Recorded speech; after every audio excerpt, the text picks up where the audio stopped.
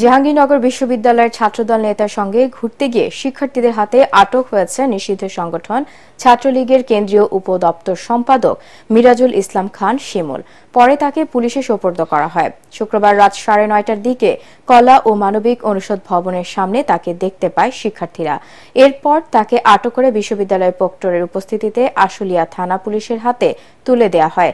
জিজ্ঞাসাবাদের সময় শিমুল স্বীকার করেন, জাহাঙ্গীরনগর বিশ্ববিদ্যালয়ের ছাত্রদলের যুগ্ম আহ্বায়ক আহমদ উল্লাহ তাকে ক্যাম্পাসে নিয়ে এসেছিলেন। পরে আহমদ উল্লাহকেও পুলিশ আটক করে। এদিকে সাংগঠনিক শৃঙ্খলা ভঙ্গের সুনির্দিষ্ট অভিযোগের ভিত্তিতে জাহাঙ্গীরনগর বিশ্ববিদ্যালয় শাখা ছাত্রদলের 6 নেতাকে বহিষ্কার করা হয়েছে।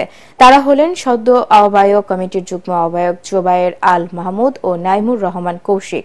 রফিক জব্বার হলেন সাবেক যুগ্ম আহ্বায়ক আব্দুল কাদের মারজুক এবং মীর মোশাররফ হোসেন হলের সাবেক যুগ্ম আহ্বায়ক ইকবাল হোসেন। সদস্য আব্দুল গাফফার ও আল ইমরান। কেন্দ্রীয় ছাত্র দলের এক প্রেস বিজ্ঞপ্তিতেই এ তথ্য জানানো হয়। পদবঞ্চিত হওয়ার অভিযোগ তুলে হট্টগোল ও ভাঙচুর করার অভিযোগে তাদের বিরুদ্ধেই এই ব্যবস্থা নেওয়া হয়েছে।